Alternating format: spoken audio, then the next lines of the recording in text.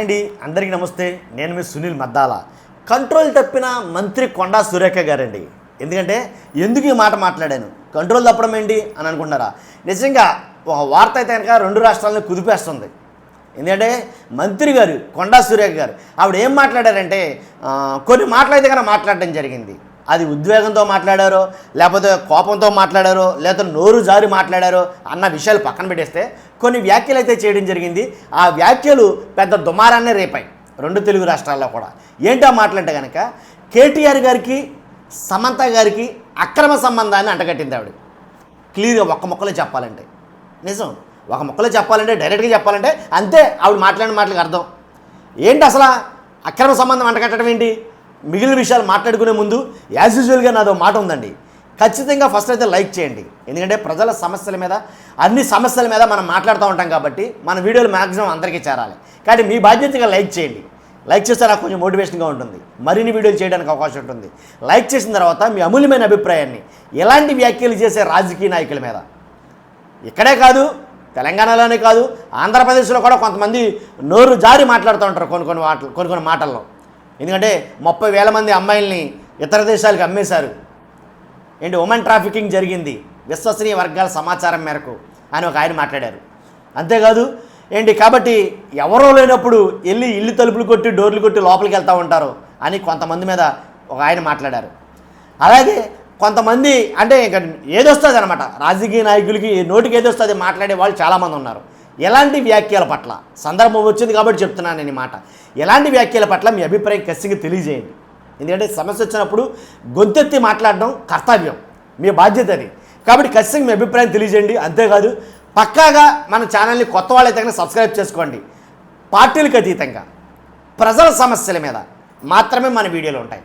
కాబట్టి కొండా సురేఖ గారు మాట్లాడిన ఆ మాటలకు అర్థం ఏంటి? అసలు నిప్పులేందే పొగరాదంటారు కదా, అలాంటిది ఏమన్నా జరిగిందా? లేదా కావాలని కట్టు కాల్చి మీద పడేస్తుంది ఆవిడ? ఏం జరిగింది అసలు? కొండా సురేఖ గారు మాట్లాడిన మాటలేంటి అని అంటే కనుక కేటీఆర్ 100% సినిమా ఇండస్ట్రీలో చాలామంది హీరోయిన్లకి డ్రగ్స్ అలవాటు చేస్తాడు. కాబట్టి కేటీఆర్ మామూలుడేం కాదు, కేటీఆర్ చాలా దారుణాలు చేశాడు. కేటీఆర్ వల్ల చాలామంది హీరోయిన్లు వాళ్ళ కుటుంబాలు ఏంటి చిన్నాభిన్నమైపోయాయి.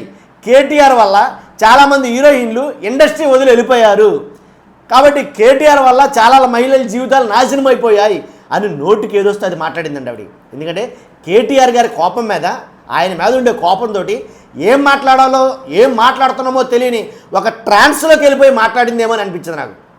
ఎందుకంటే ఇవన్నీ కఠోర వాస్తవాలకు దూరంగా మాట్లాడింది ఇవిడ. ఇట్లో వాస్తవమే లేదు అసలు, కానీ వాస్తవాలకు దూరంగా ఏదో మాట్లాడాలి, ఏదో గుడ్డ కాల్చి అవతల మీద పడేయాలి. కాబట్టి అన్న ధోరణిలో మాట్లాడిన మాటలు ఇవన్నీ. కాబట్టి ఏం మాట్లాడింది కలగా మాట్లాడకుండా వచ్చి చాలామంది సెలబ్రిటీలు, చాలామంది హీరోయిన్ల జీవితాలు ఏంటి విడిపోవడానికి, చాలామంది హీరోయిన్ల కుటుంబాలు విడిపోవడానికి, చాలామంది హీరోయిన్ల పెళ్ళైన వాళ్ళ విడాకులు తీసుకోవడానికి కారణం కేటీఆరే. హీరోలు విడాకులు తీసుకుంటే కేటీఆర్ కారణం ఏంటండి? ఆవిడ ఏదో మాట్లాడేసింది ఇంకా ఉద్రేకం మీద. కాబట్టి మాట్లాడకూడని మాటలు కొన్ని మాట్లాడింది. అలాగే సమంత అలాగే నాగ చైతన్య వాళ్ళిద్దరూ విడిపోవడానికి, వాళ్ళిద్దరూ విడాకులు తీసుకోవడానికి కారణం కేటీఆరే. ఎందుకంటే ఏదైతే కూలుస్తామన్నారో లేదా దీని విషయంలో కొన్ని సంబంధమైనటువంటి విషయాల్లో నాగార్జున గారు అలాగే నాగ చైతన్య గారు కేటీఆర్ దగ్గరికి వెళ్ళమన్నారు. వెళ్ళమంటే నేను వెళ్ళను అని చెప్పేసి సమంత వెళ్ళను అని అనటంతో ఓ గొడవ అయితే స్టార్ట్ అయ్యిందా వాళ్ళ ఇంట్లో. కాబట్టి ఖచ్చితంగా వెళ్ళకపోతే కనుక కుదరదు అని అనటంతో నేను వెళ్ళను, అవసరమైతే విడాకులైనా తీసేసుకుంటాను అనేది అనటం జరిగింది. కాబట్టే నాగ చైతన్య గారికి సమంత గారికి విడాకులు ఈ కారణం మీదే, ఓన్లీ కేటీఆర్ గారి వల్లనే ఈ విడాకులు అనేది తీసుకోవడం జరిగింది అని మోయిలేని అబండాన్ని అయితే కనుక వేసింది సురేఖ గారు, మంత్రి గారు. కాబట్టి ఎప్పుడైతే ఆవిడ మాట్లాడిన తర్వాత ఇది పెద్ద ఏం కాదు, మనం మాట్లాడేస్తాం కదా అనుకుంది. వెంటనే నాగార్జున గారు సీరియస్ అయ్యారు ఆ విషయం మీద.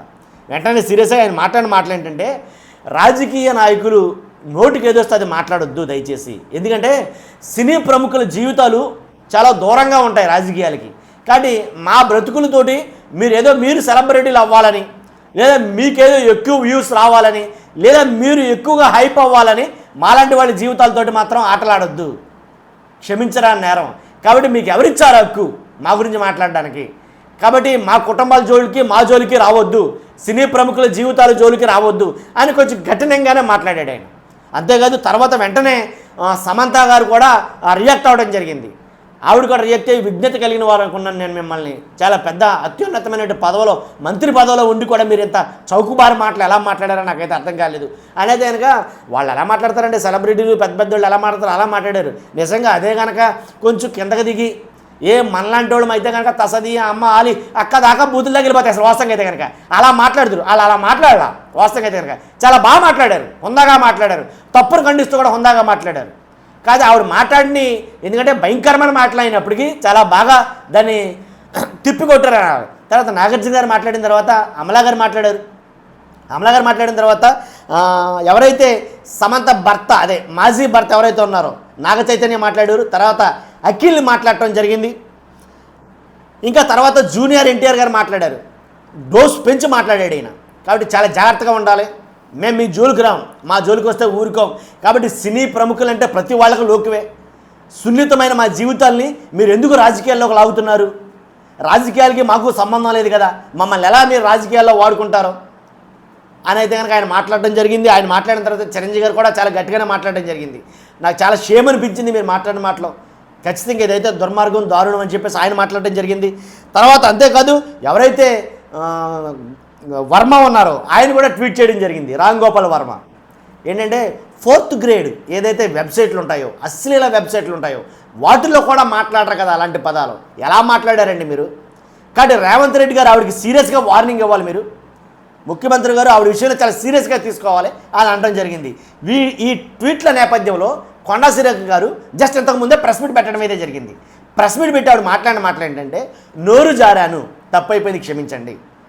నోరు జారతం ఏంటి? వాళ్ళు నోరు జారితే నోట్లోంచి ఒక మాట బయటకు వస్తే లోకం చుట్టేస్తుందంట.